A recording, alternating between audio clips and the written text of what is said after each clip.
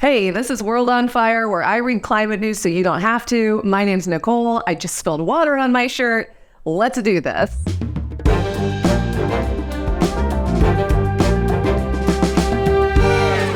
Okay, if you're American, I'm gonna need you to stay with me this week because we're talking about Europe. Hey, stay focused. That's right, Europe. The place where your college roommate found a $2 beer and it changed his life forever. If you stick around till the end, I'm gonna tell you how this relates to us in America, although you should care about other places in the world, especially because after the election, you might want to go there. By now, you may have heard about the farmers who are protesting all over Europe. And no, I didn't pick this topic entirely as an excuse to try out my high school level French, but I didn't not pick it for that reason either. Où est la bibliothèque, am I right? I can't really wink. All across Europe, farmers are refusing to deliver food, blocking roads, and dumping manure in front of a lot of important buildings. Which is a protest technique that I wish could work in New York, but there's too much shit on the streets already. On Twitter, people are saying that the farmers are standing up to climate tyranny. Wow, it really sounds like the climate activists are the bad guys and these poor down-to-earth farmers should be pissed at them, right? Of course not. I was setting you up. That's wrong. Quick disclaimer before we go any further.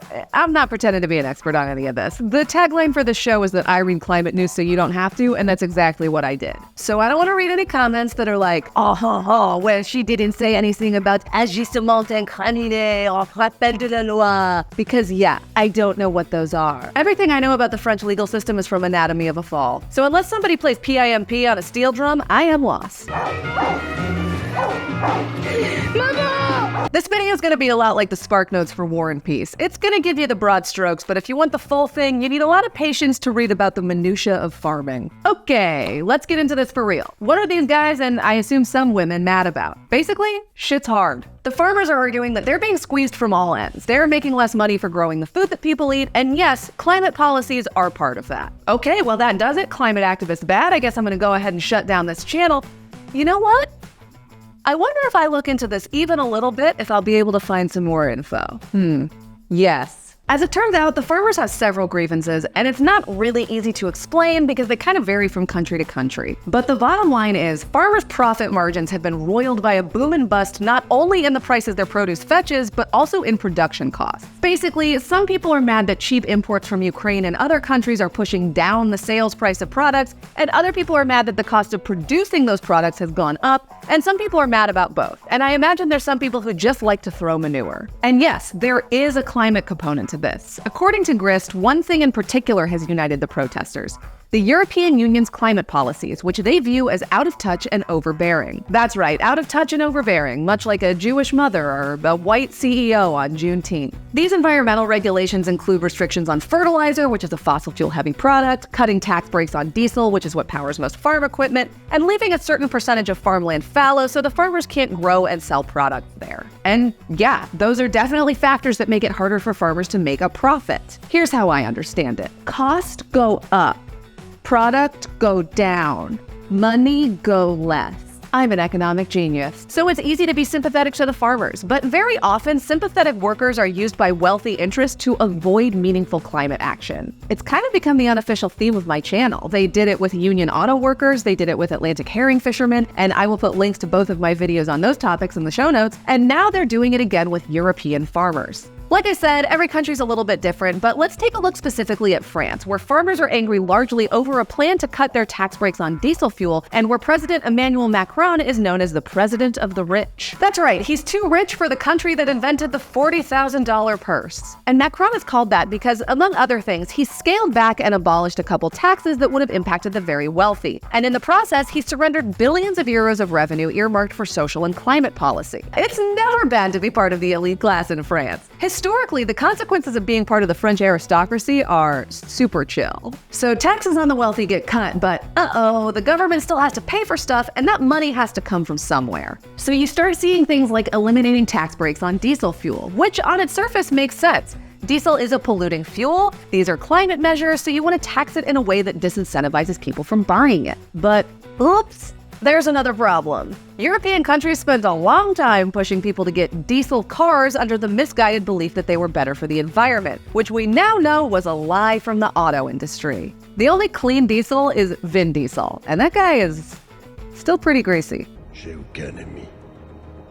J'ai une famille. So these protesters watched for years as the government pushed them into diesel and then punished them for it, all while giving massive tax breaks to the wealthy. According to Emmanuel Macron, quand ils sont inquiets, j'ai une part de responsabilité. C'est que je n'explique pas assez bien. But journalist Colin Kinneborough actually thinks he expliqued very bien, and I'm gonna read this entire quote because I think it's really good. Their government had made a huge mistake, partly under pressure from corporate lobbies, and yet again, it was trying to weasel its way out by passing the bulk of the costs down. Not to the auto companies, not to the biggest polluters, but to the people reduced to counting every cent when they went to fill up the tank. So it would really be more accurate to say that these protesters oppose climate action when they have to pay for it and a bunch of rich assholes don't. And the diesel thing is just one example, but it's part of a pattern that you see across these protests where the very rich benefit at the expense of everyone else. In fact, a large share of European Union agricultural subsidies benefits the wealthiest and most polluting farms in Europe. Surely there are other people who deserve that money, like,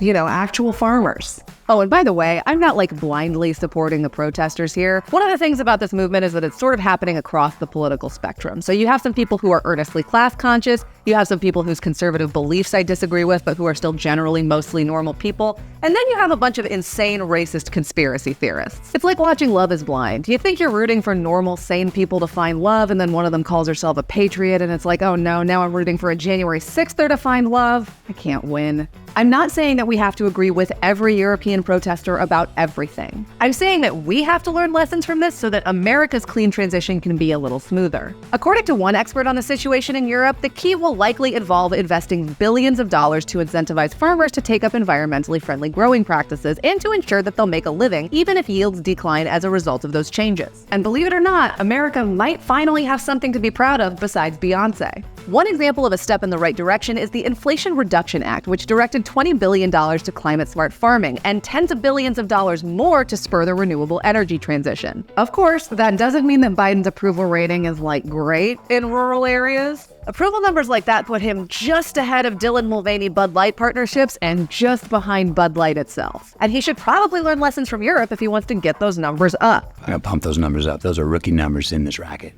So are Europe's farmers protesting climate tyranny? Not really. I mean, some of them might be, but the group represents such a wide variety of people across countries who are all facing different issues that you can't really have a concise thesis that sums them up as a whole. But what we can be sure about is that a lot of them are actually pro-climate action as long as it doesn't endanger their livelihood. In fact, according to the European Coordination via Campesina, an international organization that represents small farmers across 21 countries, they and other organizations affirm that the environmental and climate crises are real and serious and that it is vital to give ourselves the means to combat them in order to ensure food sovereignty in the decades to come. For them, it's the neoliberal framework that must be challenged, not environmental regulation. Believe it or not, people generally don't want to sweat their balls and/or tits off on a warming planet. And they're willing to work with us on climate action as long as we include them. And we really should include them because if we don't, someone else will. In the Netherlands, farmers' anger was exploited by the right-wing farmer citizen movement, which leveraged anti-system and anti-ecology rhetoric to secure more votes. As a result, they made significant gains in provincial and national elections, increasing its seats in parliament from 1 to 7. Not great, but surely that could never happen in our country, right? So if you're Joe Biden and your poll numbers in rural areas are already down, you should be paying attention to this. Joe Biden watches this, right? What a stupid son of a bitch.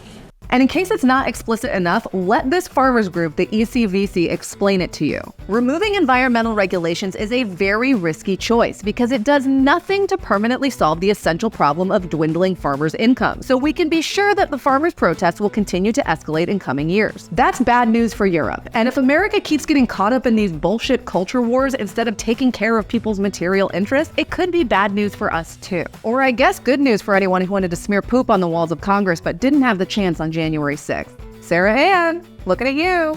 If you want to get involved in climate action in either America or Europe, I put some links in the description. And if you want me to keep you updated about climate news, please hit like and subscribe below. And if you're watching Love is Blind, please read a book. I'm begging you. That's not fair. That's not fair.